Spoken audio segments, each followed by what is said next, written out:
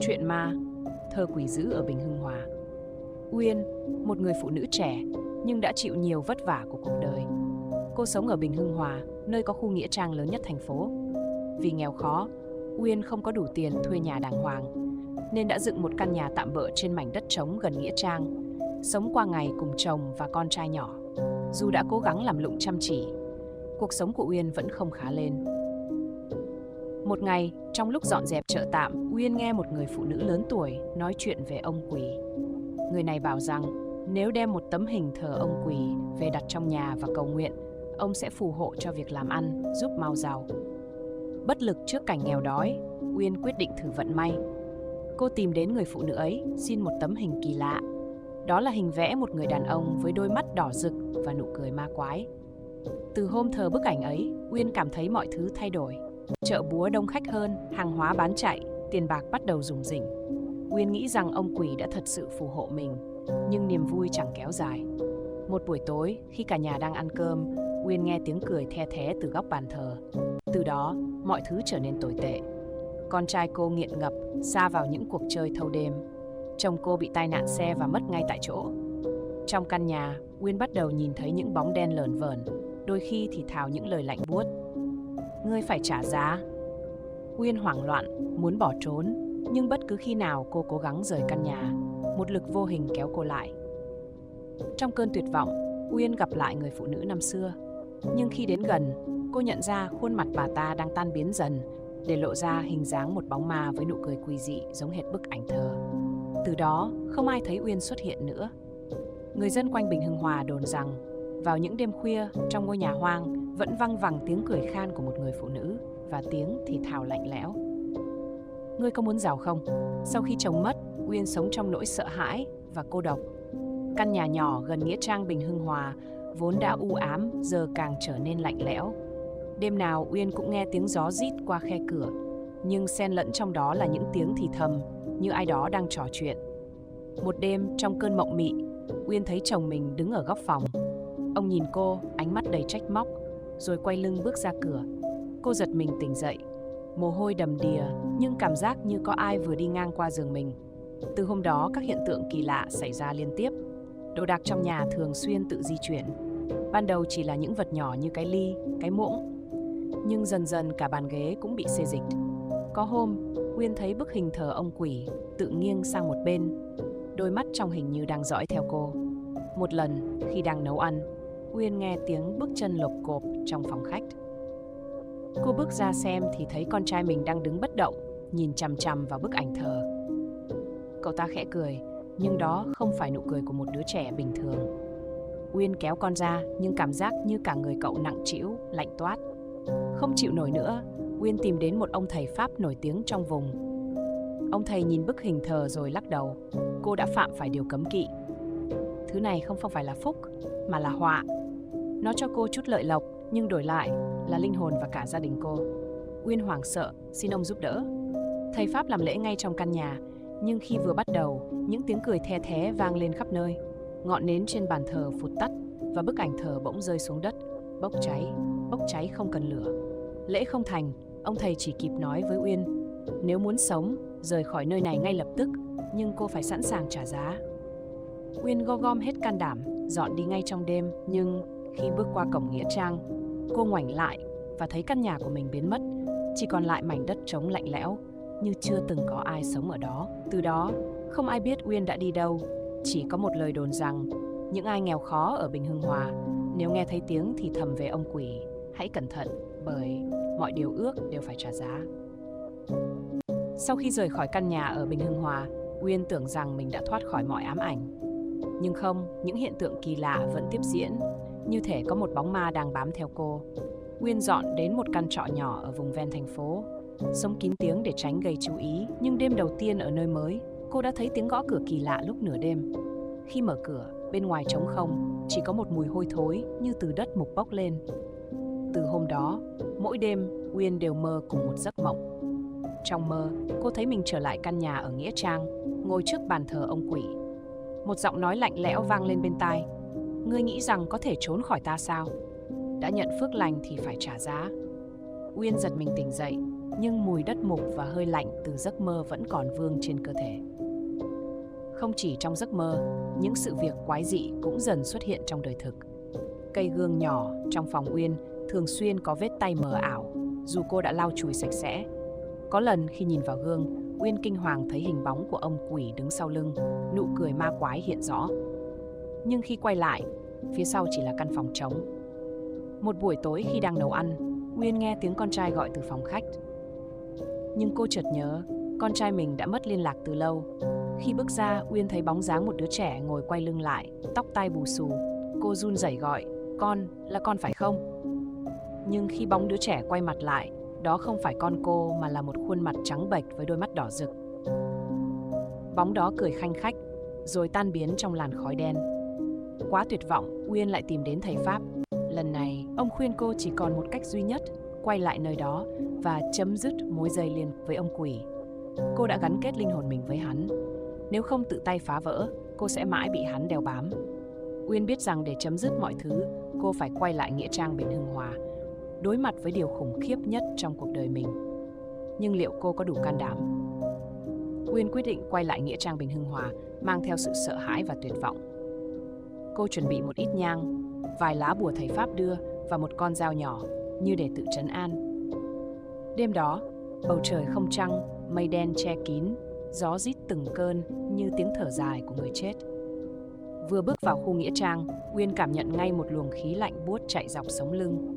Con đường cũ dẫn đến nơi cô từng sống giờ mọc đầy cỏ dại, nhưng rõ ràng Uyên thấy đi ánh đèn le lói từ nơi căn nhà tạm bợ ngày xưa. Cô run rẩy tiến lại gần và bất ngờ căn nhà hiện ra trước mắt, nguyên vẹn như chưa từng biến mất. Bên trong, bức ảnh thờ ông quỷ vẫn treo trên tường. Nhưng giờ đây đôi mắt đỏ rực trong ảnh không chỉ nhìn theo mà còn như chuyển động, dõi theo mỗi bước đi của cô. Bỗng nhiên tiếng cười lạnh lẽo vang lên. "Ngươi quay lại để trả giá sao, Uyên?" Đất dưới chân Uyên rung lên như có thứ gì đó trồi lên từ lòng đất. Cô thấy những bàn tay trắng bệch, xương sầu nhô lên bám lấy chân mình. Trong cơn hoảng loạn, Uyên rút lá bùa ra, đọc lớn câu chú mà thầy Pháp đã dặn. Nhưng những tiếng cười chỉ càng lớn hơn, vọng lại từ mọi hướng. Uyên ngã quỵ xuống khi thấy chồng mình và con trai đứng trước mặt. Cả hai nhìn cô, gương mặt méo mó đầy máu, đôi mắt đục ngầu. Họ không nói gì, chỉ đưa tay về phía cô. "Tại sao? Tại sao lại là em?" Uyên gào lên. Ngay lúc đó, bóng dáng ông quỷ xuất hiện. Hắn đứng cao lớn, đôi mắt đỏ rực và nụ cười khát máu. Giọng hắn trầm đục vang lên. "Ngươi muốn giải thoát, hãy tự tay phá hủy bức ảnh này. Nhưng nhớ, phá hủy nó đồng nghĩa với việc ngươi sẽ mất tất cả, kể cả linh hồn mình." Uyên cầm con dao, tay run rẩy, nhưng ánh mắt tuyệt vọng của chồng và con trai thôi thúc cô. Với tất cả sức lực còn lại, Uyên đâm mạnh vào bức ảnh. Một tiếng nổ lớn vang lên và mọi thứ chìm vào bóng tối. Khi tỉnh lại, Uyên thấy mình nằm giữa khu đất trống, không còn căn nhà, không còn bóng quỷ, chỉ còn mình cô và bầu trời u ám. Nhưng từ hôm đó người ta kể rằng, mỗi khi đi qua khu đất ấy, vẫn nghe thấy tiếng thì thầm đầy oán trách. "Ngươi đã trả giá, nhưng ngươi không bao giờ thoát được ta." Sau đêm định mệnh phá hủy bức ảnh thờ, Uyên tưởng rằng mọi thứ đã kết thúc. Nhưng những ám ảnh tâm linh vẫn bám lấy cô như một lời nguyền không thể tháo gỡ.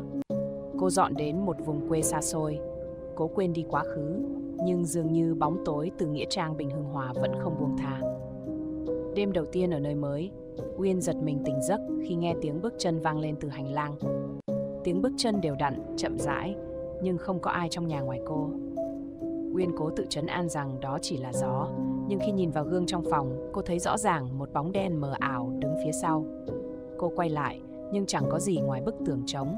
Những giấc mơ kỳ lạ lại bắt đầu xuất hiện.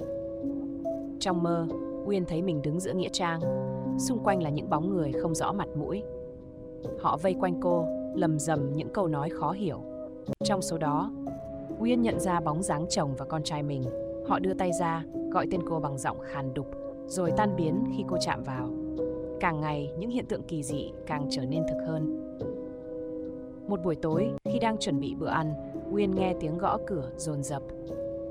Khi mở cửa, trước mặt cô là một đứa trẻ với đôi mắt đen sâu hắm, làn da nhợt nhạt. Đứa trẻ không nói gì, chỉ đưa cho cô một mảnh giấy cũ nhàu nát. Trên đó là hình vẽ của ông quỷ, nhưng lần này nụ cười của hắn rộng hơn, để lộ những chiếc răng sắc nhọn. Uyên hoảng sợ, chạy khắp làng tìm người giúp, nhưng không ai tin câu chuyện của cô. Một ông lão trong làng, vốn được xem là người hiểu chuyện tâm linh, chỉ lặng lẽ nói, có những lời nguyền không bao giờ dứt. Linh hồn cô đã bị trói buộc từ lúc thờ ông quỷ. Dù cô đi đâu, hắn vẫn tìm được cô. Lời nói ấy như nhát dao cứa vào lòng Uyên. Cô bắt đầu nghe tiếng thì thầm mỗi đêm, lúc gần, lúc xa, nhưng luôn là một câu nói. Ngươi nghĩ rằng ngươi có thể thoát sao? Một ngày, người ta tìm thấy căn phòng Uyên trống trơn. Cô biến mất, chỉ để lại trên bàn một bức ảnh cũ với hình ông quỷ, nụ cười đỏ rực như lần đầu cô nhìn thấy nó. Nhưng giờ đây, đôi mắt trong ảnh không còn hướng ra ngoài nữa, mà nhìn thẳng vào nơi mà Uyên từng đứng. Uyên biến mất, nhưng bóng dáng của cô không hoàn toàn rời xa nhân gian. Người dân trong làng bắt đầu kể về những hiện tượng kỳ lạ quanh ngôi nhà trọ nơi cô từng ở. Mỗi đêm, ánh sáng le lói từ căn phòng bị bỏ hoang ấy lại xuất hiện, dù chẳng ai còn sống trong đó. Có người tò mò nhìn qua khe cửa, kể rằng họ thấy một người phụ nữ ngồi co ro trong góc phòng, gương mặt mờ nhạt như bị che phủ bởi một làn khói xám. Nhưng khi gọi lớn, quay lại, và đôi mắt đỏ rực như thiêu đốt mọi can đảm của kẻ tò mò. Câu chuyện về Uyên ngày càng được thêu dệt. Một đứa trẻ sống gần đó nói rằng mỗi tối em đều nghe tiếng khóc nghẹn ngào. Nhưng khi ra ngoài kiểm tra, chỉ thấy một vệt bùn kéo dài từ cửa căn phòng bỏ hoang ra đến đường làng. Những vệt bùn ấy biến mất ngay khi mặt trời lên. Một lần, một nhóm thanh niên tò mò quyết định xâm nhập căn phòng bỏ hoang vào nửa đêm. Họ mang theo đèn pin và máy quay, hy vọng ghi lại được thứ gì đó để trấn áp lời đồn. Nhưng vừa bước vào, đèn pin của họ chớp tắt liên tục, không khí trong phòng trở nên ngột ngạt đến mức khó thở. Trên tường, bức ảnh ông quỷ mà Uyên từng thờ bất ngờ hiện ra, dù nó đáng lẽ đã bị thiêu rụi. Trong một góc phòng, họ nghe tiếng thì thầm. Ngươi cũng muốn thử vận may? Một người trong nhóm hét lên khi nhìn thấy một bóng người với mái tóc rối bù, gương mặt trắng bệch không hồn. Bóng đó ngẩng đầu lên, lộ ra đôi mắt đỏ quạch và nụ cười méo mó của Uyên. Cả nhóm bỏ chạy thục mạng, nhưng từ đó họ liên tục gặp những ác mộng về ông quỷ và bóng Uyên, như thể họ đã bị cuốn vào vòng lặp kinh hoàng mà Uyên từng chịu đựng. Người làng tin rằng linh hồn Uyên giờ đây đã trở thành một phần của nghĩa trang Bình Hưng Hòa. Cô không chỉ là nạn nhân mà còn là sứ giả của ông quỷ, tìm kiếm những kẻ khác để tiếp tục lời nguyền. Từ đó, không ai dám lại gần căn phòng bỏ hoang nữa. Nhưng vào những đêm tối trời, người ta vẫn nghe tiếng thì thầm từ xa vọng lại. Ngươi có muốn giàu không? Hãy thử đi. Chỉ một lần thôi. Dù đã nhiều năm trôi qua, câu chuyện về Uyên và ông quỷ ở nghĩa trang Bình Hưng Hòa vẫn chưa bao giờ kết thúc. Những người tò mò hoặc vô tình đi ngang qua nơi đó luôn kể về những hiện tượng kỳ lạ và rợn người. Một người bán hàng rong kể rằng vào một đêm mưa gió, ông vô tình dừng lại gần khu đất trống nơi căn nhà Uyên từng đứng. Trong lúc chờ mưa tạnh, ông nhìn thấy một bóng người phụ nữ mặc bộ đồ cũ kỹ, đứng bên đường, tay ôm một bó nhang. Nghĩ rằng người phụ nữ cần giúp đỡ, ông định tiến lại gần, nhưng bóng dáng ấy dần tan biến như làn khói, để lại mùi hương nhang nồng nặc và tiếng cười khúc khích xa xăm. Một thanh niên trẻ tuổi làm nghề giao hàng kể rằng khi đi ngang qua khu nghĩa trang vào khoảng nửa đêm, anh nghe tiếng thì thầm văng vẳng. Muốn giàu không? Muốn thoát nghèo không? Anh tò mò quay lại, nhưng chỉ thấy một cái bóng mờ mờ ở phía xa. Bóng ấy giống như một người phụ nữ, tóc dài xõa xuống che kín mặt, đứng giữa những ngôi mộ. Dù không nhìn rõ, anh cảm nhận đôi mắt đỏ rực đang nhìn thẳng vào mình. Quá sợ hãi, anh phóng xe chạy thật nhanh. Nhưng sau hôm đó, đêm nào anh cũng mơ thấy Uyên đứng trước cửa nhà, nụ cười méo mó và lời thì thầm không dứt. Những câu chuyện kỳ dị không dừng lại ở đó. Một đứa trẻ sống gần nghĩa trang kể rằng vào mỗi đêm trăng mờ, em nghe tiếng gõ cửa từ hướng nghĩa trang. Tiếng gõ không to nhưng đều đặn, như thể ai đó đang nhẫn nại chờ đợi. Khi nhìn qua khe cửa, em thấy một người phụ nữ tay cầm bức ảnh thờ, nhìn chằm chằm vào nhà em, nhưng sáng hôm sau thì không có dấu vết gì còn lại. Người dân trong vùng tin rằng Uyên không còn là chính mình. Cô đã trở thành một linh hồn bị ông quỷ thao túng, đi khắp nơi để dụ dỗ những người yếu lòng, tiếp tục vòng lặp của lời nguyền. Mỗi khi có ai nghe tiếng thì thầm, muốn giàu không? Từ trong nghĩa trang, họ lập tức bỏ chạy mà không dám quay đầu. Nhưng lời thì thầm ấy, dù nhỏ bé, vẫn len lỏi vào giấc mơ của họ. Như thể ông quỷ đang chờ đợi, kiên nhẫn tìm một con mồi mới. Thời gian trôi qua, câu chuyện về Uyên và ông quỷ vẫn tiếp tục ám ảnh người dân quanh khu nghĩa trang Bình Hưng Hòa. Nhưng lần này, những hiện tượng tâm linh không chỉ dừng lại ở tiếng thì thầm hay bóng dáng mờ nhạt. Chúng trở nên mạnh mẽ và ghê rợn hơn. Một nhóm công nhân được thuê đến dọn dẹp khu đất hoang cạnh những nghĩa trang để chuẩn bị xây dựng. Ngày đầu tiên, mọi thứ diễn ra bình thường. Nhưng đến ngày thứ hai, họ phát hiện một vệt máu dài dẫn từ nơi từng là căn nhà của Uyên ra đến cổng nghĩa trang. Không ai dám hỏi vệt máu từ đâu ra, nhưng tối đó, cả nhóm nghe tiếng cười ghê rợn vang vọng trong đêm. Một người trong nhóm, anh Tâm, kể rằng khi đang làm việc, anh nhìn thấy một người phụ nữ mặc đồ trắng đứng từ xa, nhìn chằm chằm về phía mình. Nghĩ là người dân địa phương, anh định bước đến hỏi chuyện, nhưng khi tiến lại gần, người phụ nữ đó biến mất. Chỉ để lại một bức ảnh cũ kỹ nằm trên đất, chính là bức ảnh thờ ông quỷ với đôi mắt đỏ rực. Đêm đó, anh Tâm mơ thấy mình đứng trong căn nhà tạm bợ của Uyên, xung quanh là bóng tối bao trùm và ông quỷ hiện ra trước mặt anh. Hắn cười, giọng nói trầm lạnh vang lên: "Ngươi dám chạm vào đất của ta, ngươi đã bị đánh dấu." Khi tỉnh dậy, anh thấy trên tay mình có một vết cào dài, máu chảy rỉ rả. Dù đã đi khám bác sĩ, vết thương không lành mà ngày càng lan rộng, như thể bị ăn mòn bởi một thứ gì đó. Những hiện tượng lạ lùng không dừng lại ở đó. Một đêm khi cả nhóm nghỉ ngơi tại lán trại gần nghĩa trang, họ nghe tiếng bước chân nặng nề vòng quanh khu vực. Nhưng khi kiểm tra, không có ai ở đó. Bất ngờ, một bóng người vụt qua, để lại mùi hôi thối như xác mục. Một công nhân nhìn theo và hét lên kinh hoàng khi thấy bóng dáng của Uyên, gương mặt trắng bệch và đôi mắt đỏ rực, đang bò sát trên đất, tiến gần về phía họ. Sáng hôm sau, nhóm công nhân bỏ việc hàng loạt. Dự án xây dựng cũng bị hủy bỏ, vì không ai dám đến gần khu đất đó nữa. Người ta đồn rằng linh hồn của Uyên giờ đây không chỉ gắn bó với nghĩa trang, mà còn bảo vệ mảnh đất ấy như một phần của lời nguyền từ ông quỷ. Từ đó, bất kỳ ai cố ý xâm phạm khu vực ấy đều nghe thấy tiếng thì thầm rợn người vào ban đêm. Ngươi không được phép trốn, tất cả đều thuộc về ta. Sau khi nhóm công nhân rời đi, khu vực nghĩa trang Bình Hưng Hòa trở nên hoang vắng, lạnh lẽo hơn bao giờ hết.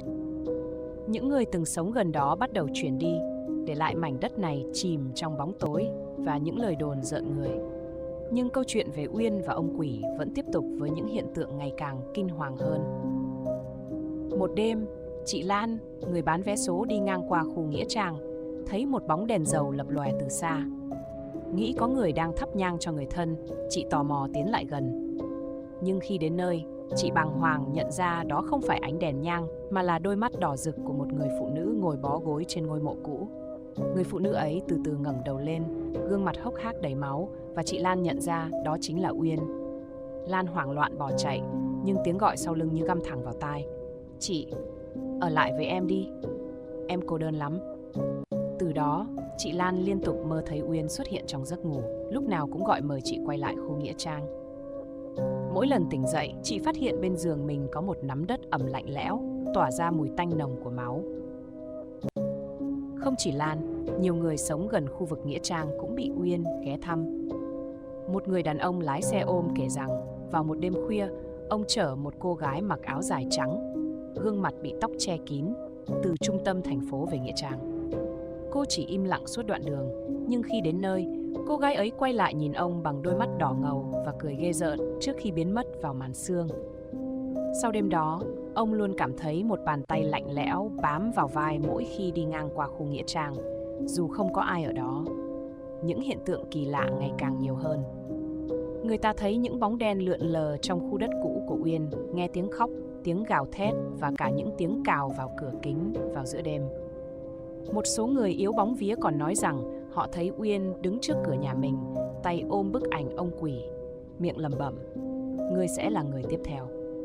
Từ đó, không ai dám bén mảng đến khu vực nghĩa trang để mặc nó chìm trong bóng tối và những tiếng gọi đầy oán hận.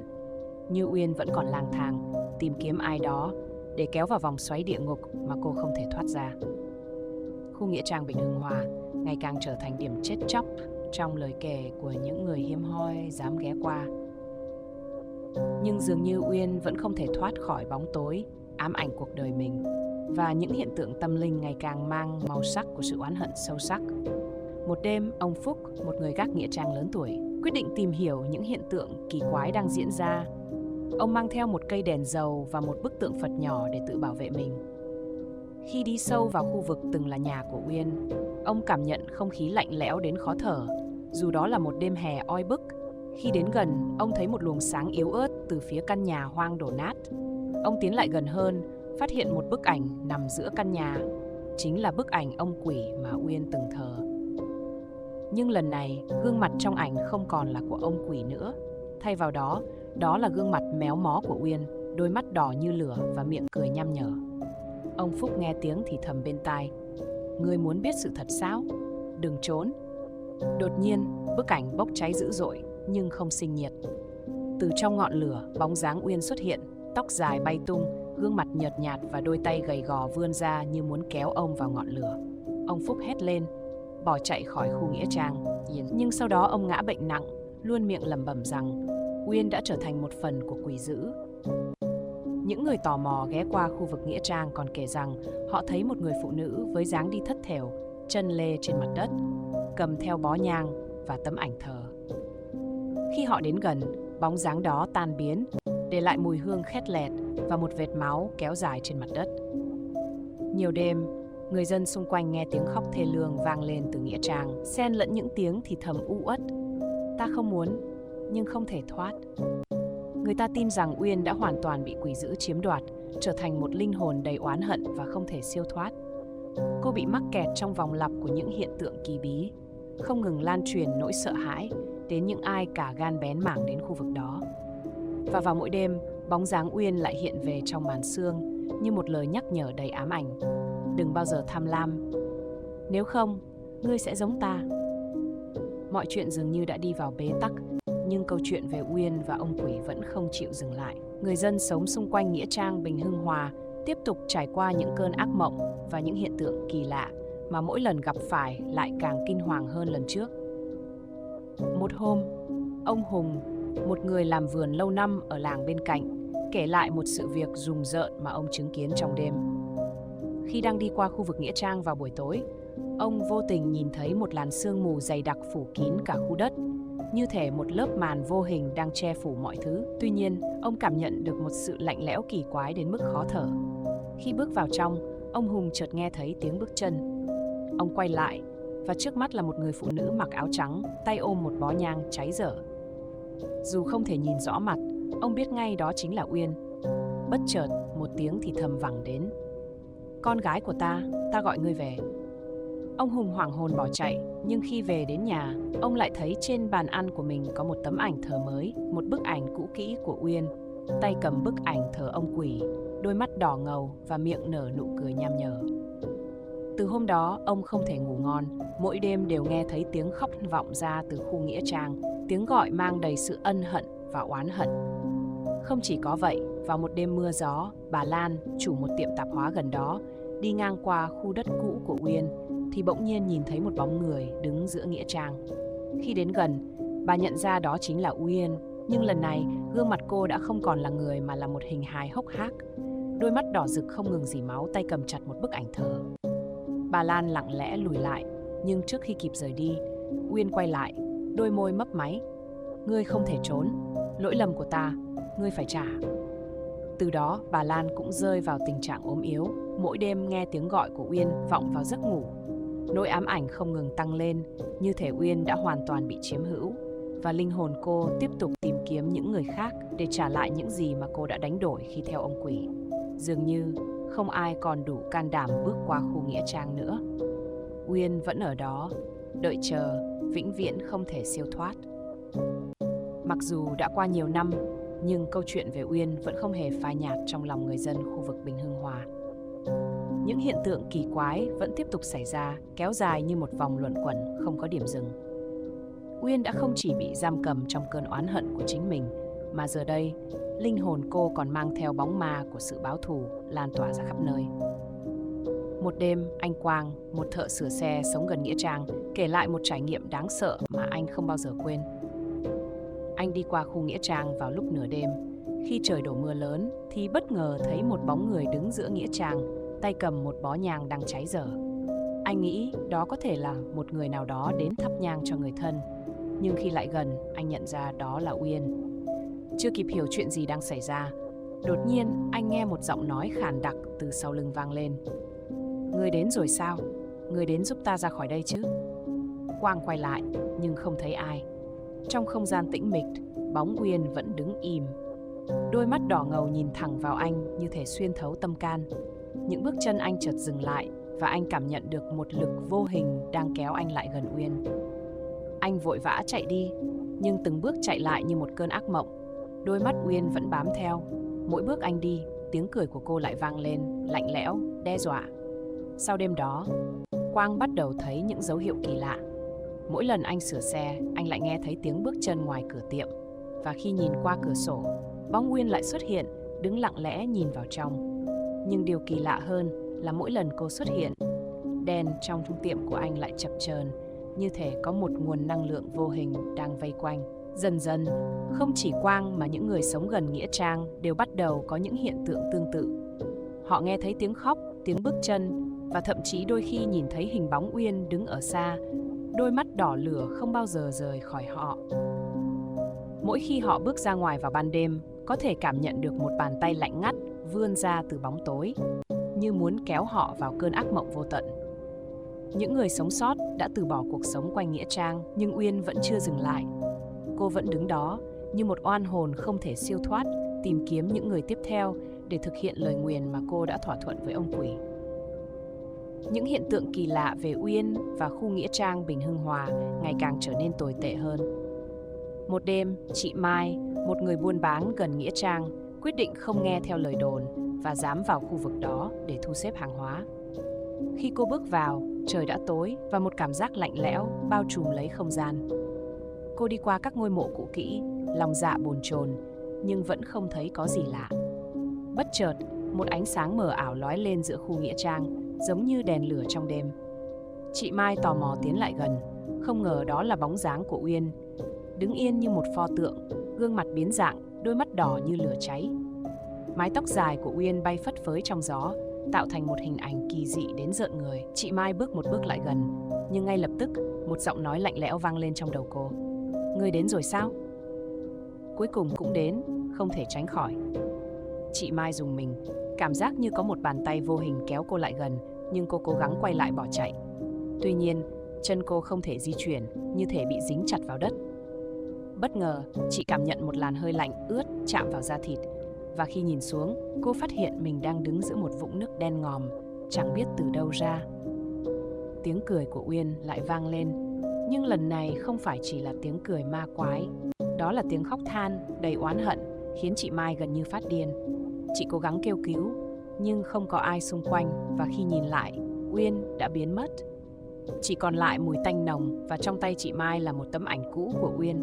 Nụ cười của cô hiện lên trong bức ảnh, nhưng lại như một nụ cười của sự sám hối, đầy đau đớn. Từ hôm đó, chị Mai không còn dám bước chân đến gần khu nghĩa trang nữa, nhưng linh hồn Uyên dường như không chịu buông tha.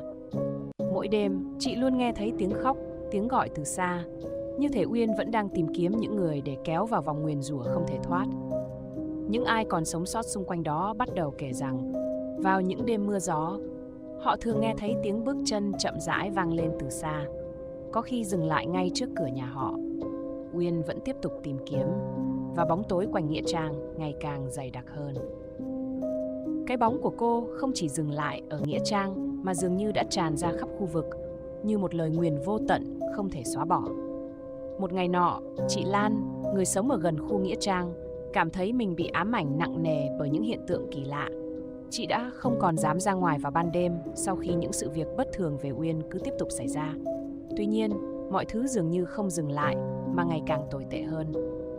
Vào một đêm mưa gió, chị Lan đang dọn dẹp trong nhà thì đột nhiên nghe thấy tiếng gõ cửa nhẹ nhàng.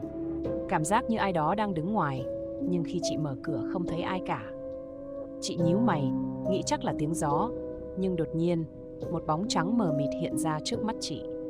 Bóng hình đó chậm chậm tiến lại gần, từng bước một.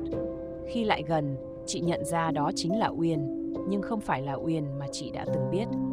Gương mặt cô đã biến dạng, đôi mắt đỏ như lửa, máu từ khóe miệng rỉ ra, ánh nhìn lạnh lẽo và thâm thúy. Không những vậy, làn da cô ấy dường như bị mục nát, tay cô vươn ra, nhẹ nhàng vuốt tóc chị Lan rồi lẩm bẩm: "Ta không thể thoát, ngươi không thể cứu ta đâu." Tiếng nói của Uyên như thấm vào lòng chị, khiến chị cảm thấy một nỗi sợ hãi tột độ. Chị cố gắng rút tay lại nhưng bàn tay của Uyên bám chặt lấy tay chị, như thể không muốn thả ra. Chị cố gắng giằng ra, nhưng Uyên cười khẽ, một nụ cười đầy ma quái, rồi thì thầm: "Chúng ta đều mắc nợ. Cả đời này sẽ không thể trả hết." Chị Lan hoảng hốt bỏ chạy, nhưng khi quay lại nhìn, Uyên đã biến mất trong bóng tối. Tuy nhiên, chị không thể nào thoát khỏi cảm giác bị ám ảnh. Trong nhiều đêm sau đó, chị luôn nghe thấy những tiếng cười của Uyên vọng lại từ nghĩa trang, tiếng gọi tên chị, cùng với những lời thì thầm đầy oán hận: "Ngươi sẽ là người tiếp theo."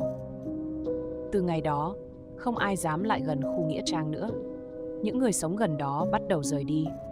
Nhưng tiếng gọi của Uyên, những hình ảnh ám ảnh vẫn lởn vởn trong tâm trí họ.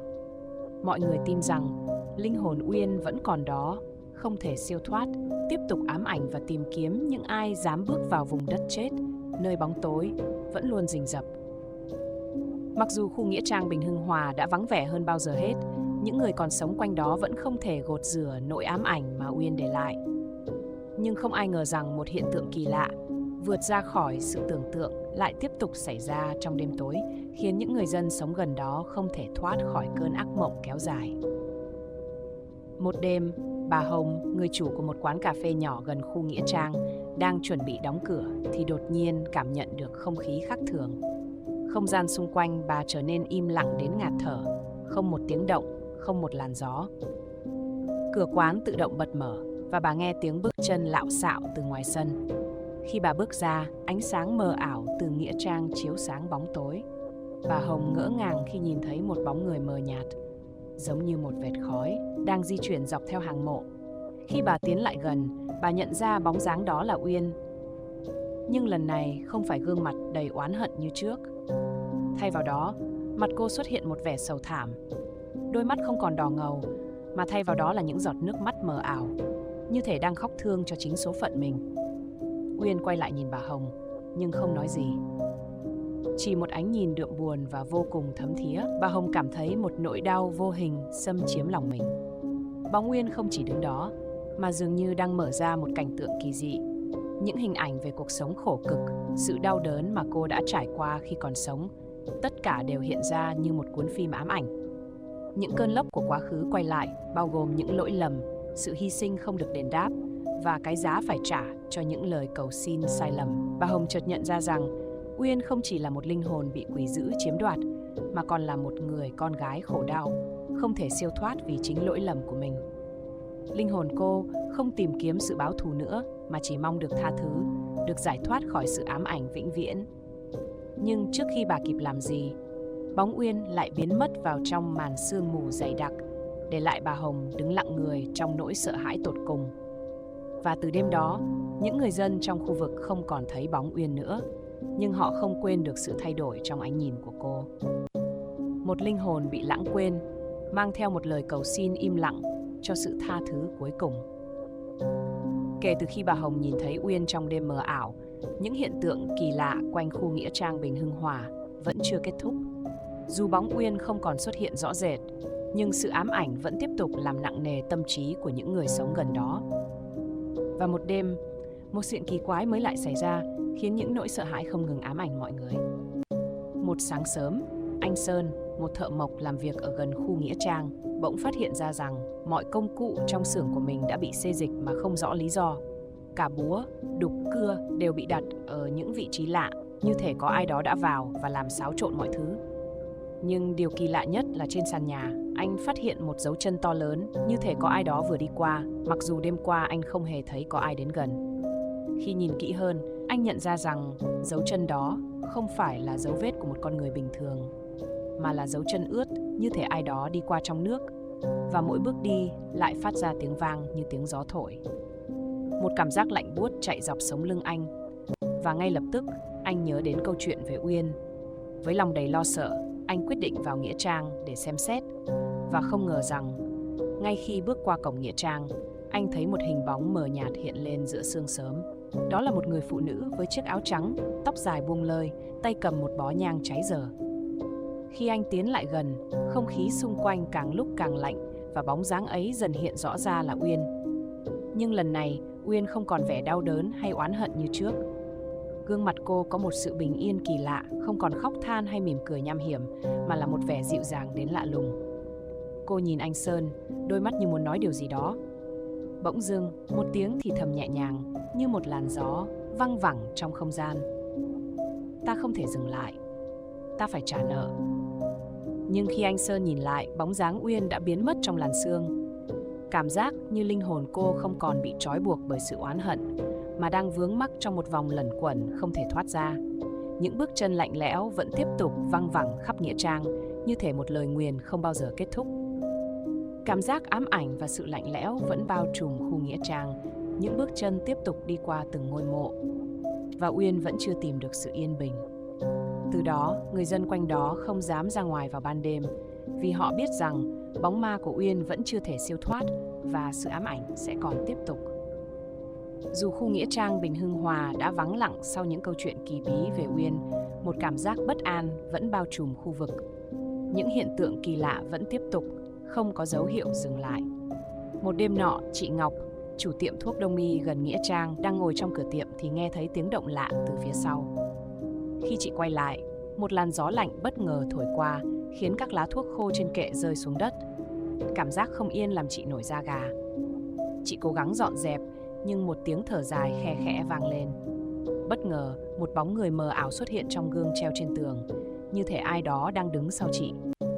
Khi chị Ngọc nhìn vào gương, bóng người đó rõ dần, và cô nhận ra đó chính là Uyên. Nhưng lần này không phải là gương mặt sầu thảm hay oán hận như những lần trước, mà là một gương mặt tràn đầy sự tuyệt vọng, đôi mắt như muốn nói điều gì đó, nhưng không thể thốt lên thành lời. Uyên không di chuyển, chỉ đứng yên lặng trong gương, khiến chị Ngọc cảm thấy như bị bao trùm bởi một nỗi lo âu không thể lý giải.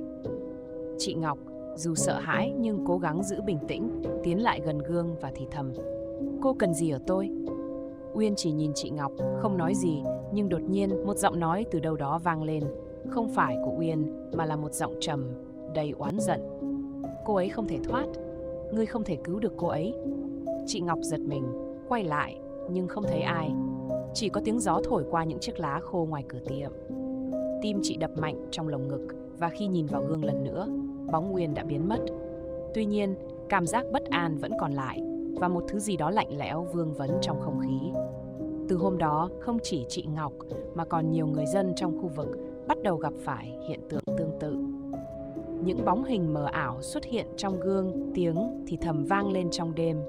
Những bước chân nhẹ nhàng nhưng đầy oán hận không bao giờ ngừng lại.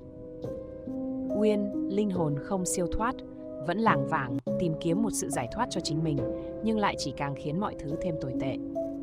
Chắc chắn một điều rằng, câu chuyện của Uyên không phải là một câu chuyện có thể dễ dàng quên đi, mà là một nỗi ám ảnh vĩnh viễn cho những ai sống quanh khu nghĩa trang ấy. Một đêm nọ, khi trời bắt đầu mưa to, chị Minh, người chủ một quán ăn gần nghĩa trang, đang dọn dẹp thì bất chợt nghe thấy tiếng gõ cửa nhẹ nhàng. Cảm giác như có ai đó đứng ngoài, chị Minh lo lắng vì cửa quán đã đóng kín từ lâu. Khi mở cửa ra, chỉ thấy một cơn gió lạnh thổi vào, mang theo mùi ẩm ướt của đất và lá. Nhưng điều kỳ lạ là, ngay trong bóng tối, chị lại nhìn thấy bóng hình của Uyên, đứng lặng yên trước cửa. Uyên mặc một bộ đồ trắng tinh khôi, mái tóc dài bay nhẹ trong gió, đôi mắt không còn đỏ ngầu mà thay vào đó là một ánh nhìn hoang mang, đượm buồn. Chị Minh cố gắng bước lại gần, nhưng bất ngờ bóng Uyên lùi lại một bước và biến mất vào màn mưa. Chị Minh tưởng như mình vừa hoa mắt, nhưng ngay sau đó, một hình ảnh kỳ lạ xuất hiện trong đầu chị.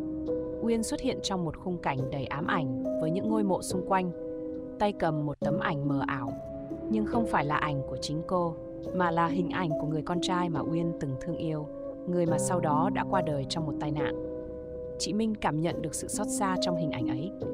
Uyên không chỉ đang bị trói buộc bởi lời nguyền của ông quỷ, mà còn bởi nỗi ám ảnh về người yêu đã mất. Bất chợt, một cơn gió mạnh thổi qua khiến chị Minh run rẩy. Và khi nhìn lại, chị thấy một bóng người đứng ngay sau mình. Đó là hình ảnh của người con trai Uyên yêu. Anh ta không nói gì, chỉ đứng đó, mắt trống rỗng nhìn Uyên từ xa. Uyên lúc này vẫn lặng im, không thể tiến lại gần người yêu. Cảnh tượng đầy tang thương ấy khiến chị Minh cảm thấy lòng mình nặng trĩu. Nỗi đau của Uyên không chỉ đến từ sự mất mát của người thân, mà còn từ sự không thể siêu thoát khỏi những tội lỗi và lời nguyền mà cô đã vướng phải. Khi bóng dáng người yêu dần tan biến vào màn mưa, Uyên quay lại, nhưng lần này ánh mắt cô không còn đượm buồn mà đầy oán hận. Uyên thì thầm vào gió, tôi không thể tha thứ cho chính mình. Chị Minh không biết làm gì ngoài việc đứng đó, không thể giúp Uyên thoát khỏi cơn ác mộng này. Dù cố gắng cầu xin, nhưng sự đau đớn trong đôi mắt Uyên mãi mãi không thể vơi đi. Sau đó, Uyên biến mất trong làn mưa, để lại một nỗi ám ảnh kéo dài cho những ai từng chứng kiến sự hiện diện của cô. Từ hôm đó, khu nghĩa trang Bình Hưng Hòa không còn yên bình. Mọi người vẫn không thể quên được câu chuyện của Uyên, và những bóng ma không bao giờ chịu dứt khỏi nơi này. Thời gian trôi qua, nhưng những hiện tượng kỳ lạ quanh khu nghĩa trang Bình Hưng Hòa không hề dừng lại.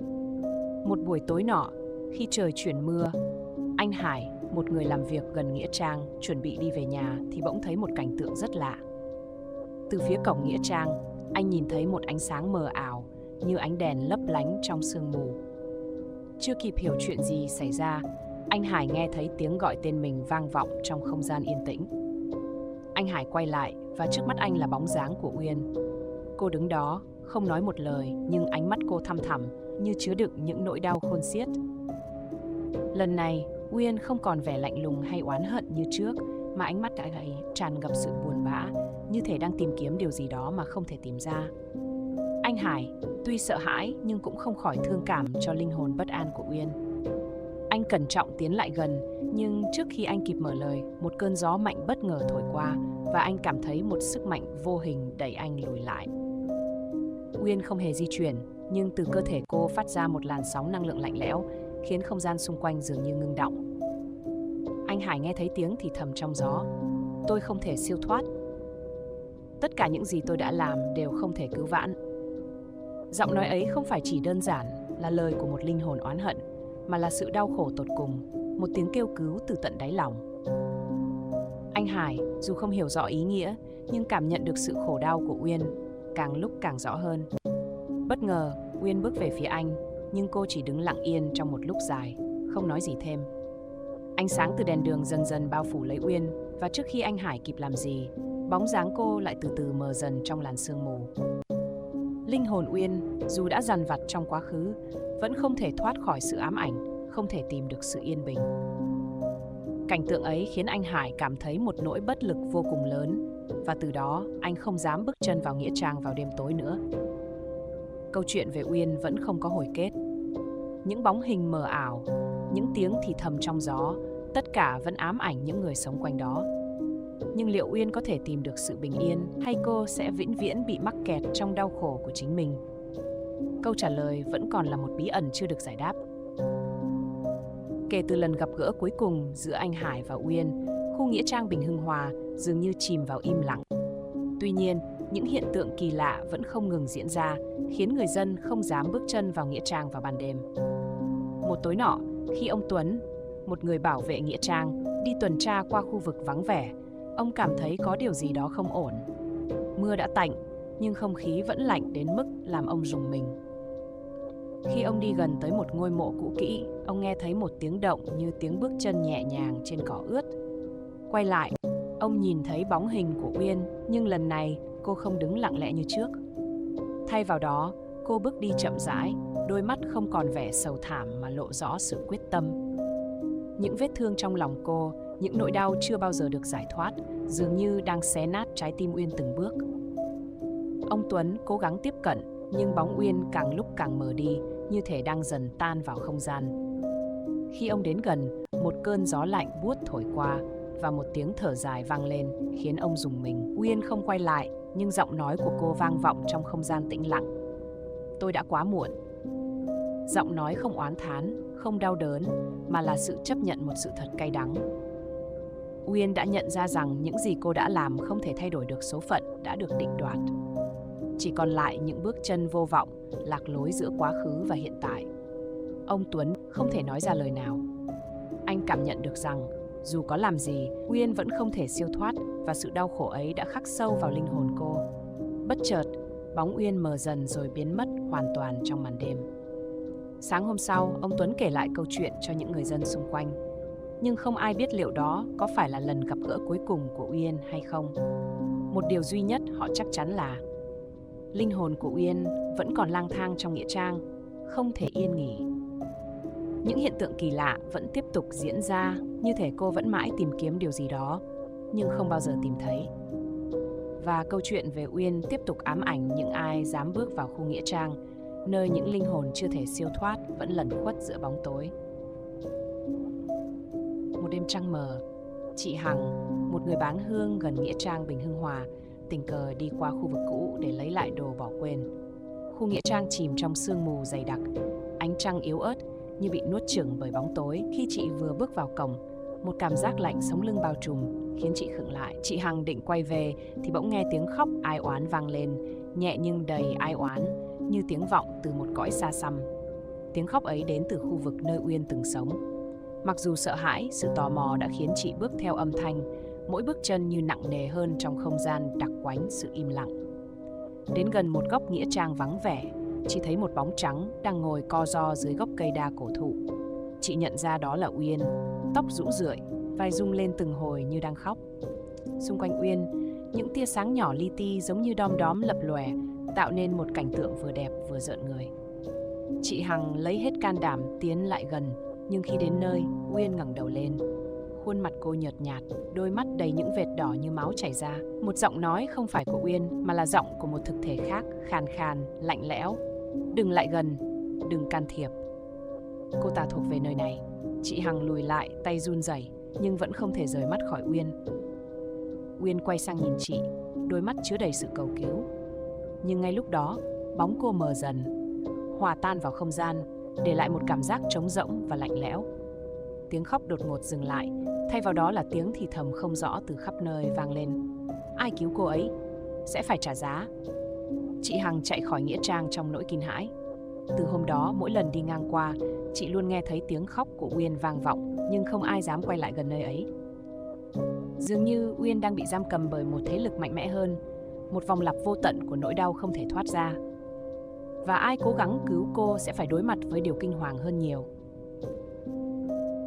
Một tối nọ, ông Lâm, một người thợ xây chuyên sửa chữa các công trình mộ phần trong nghĩa trang Bình Hưng Hòa, nhận lời làm thêm vào ban đêm vì khách hàng muốn gấp. Ông là người cứng vía, không tin vào ma quỷ, nhưng ngay khi bước chân vào nghĩa trang, ông cảm nhận có điều gì đó rất lạ thường. Không khí lạnh hơn so với mọi ngày, và thỉnh thoảng ông nghe thấy tiếng gió rít kỳ quái, như thì thầm những lời không rõ ràng. Khi đang loay hoay sửa một mộ đá, ông bất giác cảm thấy có ánh mắt ai đó dõi theo mình. Quay lại, ông thấy bóng Uyên, đứng cách đó không xa, dưới một gốc cây bàng già cỗi. Cô không làm gì, chỉ đứng đó, khuôn mặt mờ nhạt, đôi mắt sâu hoắm như hai hố tối không đáy. Ông Lâm định lên tiếng, nhưng vừa lúc đó, bóng Uyên giơ tay lên chỉ về phía sau ông. Quay đầu lại, ông giật mình khi thấy một bóng đen cao lớn xuất hiện từ bóng tối. Không giống người, bóng đen ấy không có hình dáng rõ ràng, chỉ là một khối u tối với đôi mắt đỏ rực như lửa. Bóng đen ấy tiến về phía Uyên và ngay lập tức cô ngã quỵ xuống, như thể bị một sức mạnh vô hình ép chặt. Ông Lâm chưa kịp phản ứng thì bóng đen quay sang nhìn thẳng vào ông. Một cảm giác nghẹt thở ập đến khiến ông đứng chết chân. Tiếng thì thầm lạnh lẽo vang lên, đừng xen vào. Mọi thứ đã được định đoạt. Bóng đen tiếp tục đè nặng lên Uyên, khiến cô phát ra những tiếng rên rỉ yếu ớt. Uyên ngước lên nhìn ông Lâm, đôi mắt chứa đầy sự tuyệt vọng, như cầu xin sự giúp đỡ. Nhưng ông Lâm bất lực, không thể di chuyển hay lên tiếng. Sau vài phút, bóng đen kéo Uyên biến mất vào màn sương, chỉ để lại một khoảng không gian im lặng chết chóc. Ông Lâm ngã quỵ xuống, thở dốc. Khi lấy lại bình tĩnh, ông lập tức rời khỏi nghĩa trang, bỏ lại mọi công cụ. Từ đó, ông Lâm thề không bao giờ làm việc ở nghĩa trang vào ban đêm nữa. Ông kể lại câu chuyện, nhưng chẳng ai dám tin hay can đảm kiểm chứng.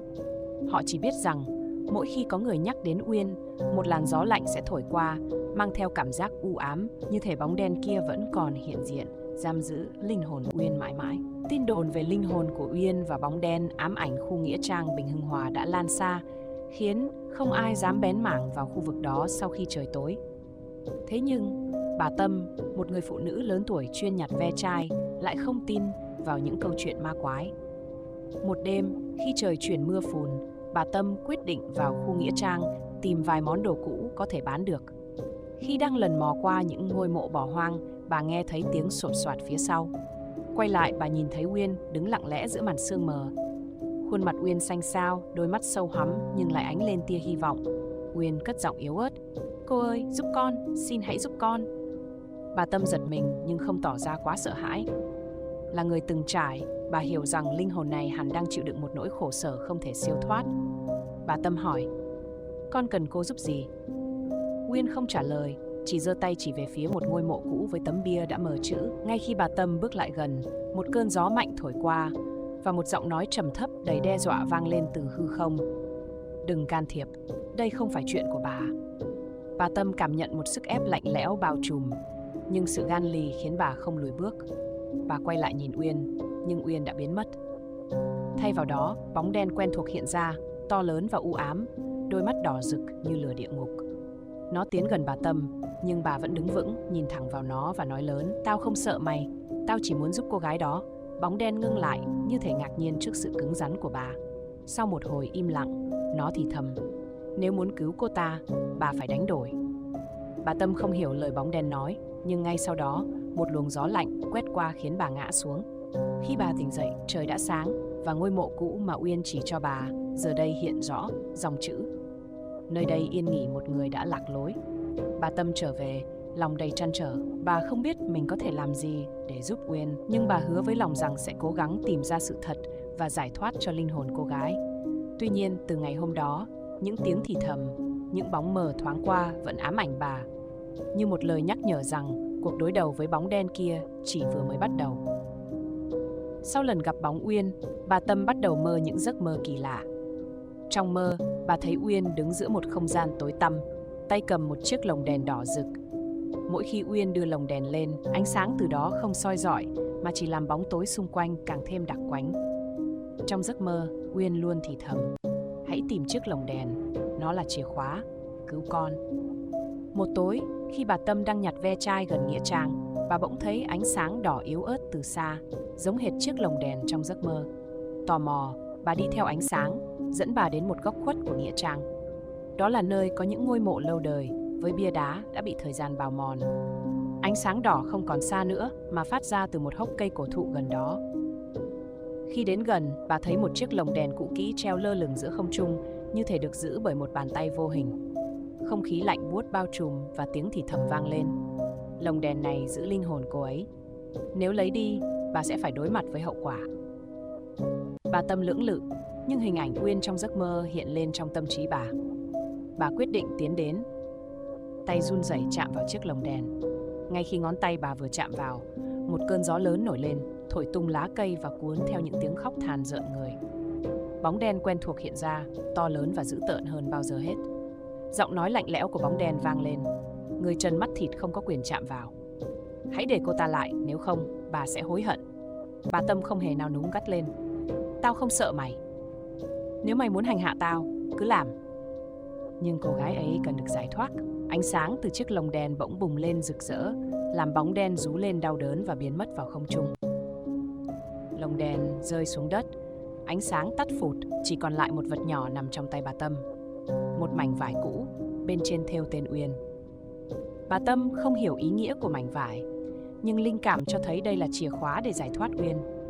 Tuy nhiên, từ hôm đó, những cơn ác mộng của bà trở nên kinh hoàng hơn, như một lời cảnh báo rằng trận chiến với thế lực bóng tối chưa hề kết thúc. Sau khi lấy được chiếc lồng đèn và mảnh vải thêu tên Uyên, bà Tâm cảm thấy mình bị theo dõi. Mỗi bước chân trong nghĩa trang Bình Hưng Hòa đều nặng nề, như thể có hàng trăm ánh mắt từ lòng đất dõi theo bà. Những đêm mưa, tiếng gió thổi qua cây cối không còn giống tiếng gió bình thường, mà trở thành những âm thanh thì thầm, gọi tên bà. Một đêm, khi bà Tâm đang ngồi xem xét mảnh vải, cửa nhà bà đột nhiên mở toang, mặc dù bà đã cài then chắc chắn. Gió lạnh ùa vào, mang theo một mùi tanh nồng nặc khiến bà rùng mình. Trong gió, một giọng nói vang lên, khàn đặc và lạnh lẽo: "Bà không nên lấy đi thứ không thuộc về mình. Trả lại đi, trước khi quá muộn." Bà Tâm giật mình ngẩng lên và trước mắt bà, Uyên lại xuất hiện. Nhưng lần này, khuôn mặt Uyên không còn cầu cứu, mà trắng bệch, vô hồn, với đôi mắt đen sâu không đáy. Uyên chỉ tay xuống mặt đất và nói, dưới đất, bí mật của tất cả. Rồi hình ảnh Uyên biến mất, để lại bà Tâm ngồi thẫn thờ. Sau một hồi suy nghĩ, bà quyết định quay lại khu nghĩa trang để tìm hiểu xem Uyên muốn chỉ điều gì. Đêm đó, bà cầm theo một chiếc xẻng nhỏ, tìm đến đúng nơi mà Uyên từng xuất hiện. Trước mắt bà là một vùng đất trũng, phủ đầy cỏ dại. Khi bà bắt đầu đào, tiếng gió rít mỗi lúc một lớn, như thể hàng trăm giọng nói đang la hét, cản trở hành động của bà. Dù vậy, bà vẫn tiếp tục, và sau một hồi, lưỡi xẻng chạm vào một thứ gì đó cứng. Bà cẩn thận lấy tay đào bới và lôi lên một chiếc hũ đất nung cũ kỹ, bám đầy rêu phong. Trên nắp hũ khắc hình một khuôn mặt quỷ dữ với đôi mắt đỏ, giống hệt bóng đen mà bà đã đối mặt. Vừa chạm vào chiếc hũ, một tiếng hét chói tai vang lên trong đầu bà, khiến bà choáng váng. Từ trong bóng tối, giọng nói quen thuộc lại vang lên. Đừng mở nó. Nếu mở ra, bà sẽ không thể quay đầu. Bà Tâm nín thở, cảm giác lạnh buốt lan khắp cơ thể. Nhưng bà biết, chiếc hũ này chính là nguồn gốc mọi chuyện và cũng có thể là cách giải thoát Uyên. Bà quyết định đem nó về nhà, chờ đến lúc thích hợp để khám phá bí mật bên trong, dù biết rằng điều đó có thể dẫn bà đến những nguy hiểm không thể lường trước. Từ khi mang chiếc hũ về nhà, bà Tâm cảm nhận rõ sự u ám bao trùm khắp không gian sống. Căn nhà nhỏ của bà giờ đây luôn lạnh lẽo, ngay cả giữa ban ngày. Tiếng cười khúc khích, tiếng bước chân lạ lẫm trên sàn gỗ xuất hiện mỗi đêm, nhưng khi kiểm tra, chẳng có ai. Một đêm, khi bà đang chìm vào giấc ngủ, một cơn ác mộng khủng khiếp ập đến. Trong mơ, bà thấy Uyên đứng trước cửa nhà, tay cầm chiếc lồng đèn đỏ rực. Uyên không còn cầu cứu, mà ánh mắt lạnh lẽo, nhìn thẳng vào bà. Uyên nói, cô đã phạm sai lầm. Chiếc hũ đó là lời nguyền, là nhà của hắn. Ngay khi Uyên dứt lời, bóng đen quen thuộc từ nghĩa trang xuất hiện phía sau cô, cao lớn và dữ tợn hơn bao giờ hết. Giọng nói trầm đặc của bóng đen vang lên, đầy đe dọa. Bà nghĩ mình có thể phá bỏ ta sao? Không ai thoát khỏi lời nguyền này, kể cả bà. Bà Tâm choàng tỉnh dậy, mồ hôi ướt đẫm, tim đập thình thịch. Nhưng ác mộng chưa kết thúc. Trong bóng tối, bà thấy chiếc hũ đất nung đang phát ra ánh sáng đỏ mờ mờ. Một luồng hơi lạnh bốc lên từ chiếc hũ, và trong giây lát, khuôn mặt quỷ khắc trên nắp hũ chuyển động, như đang nở một nụ cười hiểm độc. Bà Tâm hoảng hốt lùi lại, nhưng một tiếng thì thầm vang lên ngay bên tai. Bà Tâm run rẩy cầm chiếc hũ, cố gắng giữ bình tĩnh. Nhưng khi bàn tay vừa chạm vào nắp, một lực vô hình như kéo mạnh bà về phía hũ, buộc bà phải đặt tay lên nắp nó. Lúc này, tiếng gió rít vang lên ngoài cửa sổ, mạnh đến nỗi làm cánh cửa bật tung, để lộ bóng Uyên đang đứng bên ngoài. Uyên bước vào, nhưng gương mặt không còn giống người. Đôi mắt của cô tràn ngập máu, miệng ngoác ra, nói bằng giọng lạ. Đừng mở, nếu làm vậy, không chỉ cô mà tất cả sẽ bị hủy diệt. Bà Tâm giằng co giữa sự thôi thúc mở nắp hũ và những lời cảnh báo của Uyên. Cuối cùng, bà lấy hết sức bình sinh, ném chiếc hũ ra khỏi cửa.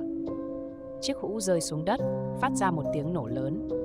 Từ bên trong, một luồng khói đen cuồn cuộn bay ra, xoáy thành hình bóng đen quen thuộc. Bóng đen cười lớn, âm thanh đầy ma quái. Ngươi không thể ngăn ta. Mọi thứ chỉ mới bắt đầu. Trong khoảnh khắc, bóng đen tan biến, để lại căn nhà của bà Tâm chìm trong tĩnh lặng đầy bất an. Bà biết rằng mình đã làm thức tỉnh một thế lực còn đáng sợ hơn những gì bà tưởng tượng, và cuộc chiến để cứu Uyên giờ đây trở nên khó khăn gấp bội. Sau sự việc chiếc hũ đất nung phát nổ và bóng đen trỗi dậy, bà Tâm không còn phút giây yên ổn. Đêm đến, bà luôn nghe thấy tiếng bước chân nặng nề ngoài hiên, kèm theo tiếng gõ cửa đều đặn. Nhưng mỗi lần mở cửa, chỉ có bóng tối và gió lạnh ùa vào. Một ngày nọ, khi bà đang dọn dẹp lại góc nhà, bà phát hiện dưới sàn có một bọc vải cũ kỹ, như vừa được ai đó cố tình đặt ở đó. Mở ra, bà nhìn thấy một hình nhân đất sét, với khuôn mặt mờ nhạt nhưng đôi mắt lại khắc sâu, nhìn bà chằm chằm. Dưới chân hình nhân là một mảnh giấy cháy xém, viết bằng mực đỏ. Ngươi đã phá bỏ phong ấn. Hình nhân này là dấu hiệu. Khi nó hoàn chỉnh, ngươi sẽ biết hậu quả. Bà Tâm run rẩy, lập tức mang hình nhân ngoài sân và đốt đi. Ngọn lửa bùng lên dữ dội, nhưng thay vì tan thành tro, hình nhân chỉ cháy đen và xuất hiện thêm những vết nứt như đang bị nung đỏ từ bên trong. Cùng lúc, một tiếng cười vọng lên từ trong căn nhà. Ngươi không thể thoát. Bà quay lại và chết lặng khi thấy Uyên xuất hiện ở góc phòng, dáng vẻ khắc vào ánh mắt đầy sợ hãi. Uyên không nói gì, chỉ đưa tay lên chỉ về phía hình nhân đất sét đang cháy. lời nói yếu ớt thoát ra từ miệng cô, phải tìm. Phần còn lại. Trước khi hắn hoàn thành hình nhân. Ngay sau đó, Uyên biến mất như một làn khói. Hình nhân đất sét trên sân đột nhiên nứt toác, để lộ một vật sáng lấp lánh bên trong. Bà Tâm nhặt lên, đó là một chiếc vòng cổ bằng bạc, khắc chữ cổ mà bà không thể hiểu được. Chiếc vòng phát ra hơi lạnh, làm bà rùng mình. Đêm đó khi bà chìm vào giấc ngủ, một cơn mơ kỳ lạ lại xuất hiện. Trong mơ, Uyên dẫn bà đi qua một con đường đầy sương mù. Uyên chỉ về một ngôi nhà hoang tàn giữa nghĩa trang và nói, ở đó, hắn đang cất giấu thứ còn lại. Nếu không ngăn kịp, ta và cả bà sẽ bị hắn nuốt chửng. Bà Tâm tỉnh dậy, lòng đầy trăn trở. Chiếc vòng bạc trên bàn tỏa ra ánh sáng yếu ớt như một lời nhắc nhở rằng thời gian của bà không còn nhiều. Những hiện tượng tâm linh ngày một dày đặc và bà biết mình phải hành động trước khi hình nhân đất sét hoàn chỉnh, mang theo tai họa khôn lường.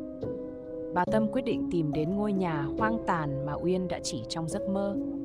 Đêm đó, bà mang theo chiếc vòng bạc, một cây đèn dầu và cả lòng can đảm còn sót lại. Con đường dẫn đến ngôi nhà bị che phủ bởi sương mù dày đặc, lạnh lẽo, đến mức bà cảm thấy từng bước chân nặng nề như đang lội qua nước đá. Khi đến gần, cánh cửa ngôi nhà bật mở, không cần bà phải chạm vào. Trong bóng tối lờ mờ, một hình nhân đất sét khác nằm giữa phòng, lần này đã hoàn thiện. Trên thân hình nhân, những đường nét chạm khắc kỳ lạ bắt đầu phát sáng đỏ rực, tạo thành hình ảnh khuôn mặt quỷ dữ mà bà từng thấy trên chiếc hũ. Bà Tâm run rẩy cầm chiếc vòng bạc, đặt nó lên hình nhân theo lời thì thầm vang vọng trong đầu mình. Ngay khi chiếc vòng chạm vào, căn nhà rung chuyển dữ dội, gió rít lên, mang theo tiếng hét thất thanh từ bóng đen quen thuộc. Bóng đen xuất hiện dữ tợn hơn bao giờ hết, hét lên, ngươi không được cản ta. Uyên hiện ra, đứng chắn trước bà Tâm, ánh mắt kiên định. Cô thì thầm, cảm ơn cô, hãy cùng tôi kết thúc mọi chuyện. Bà Tâm nhắm mắt, dồn hết sức lực, cầm chiếc vòng bạc siết chặt, đập mạnh xuống hình nhân đất sét. Một tiếng nổ lớn vang lên, luồng sáng trắng chói lòa tràn ngập căn phòng.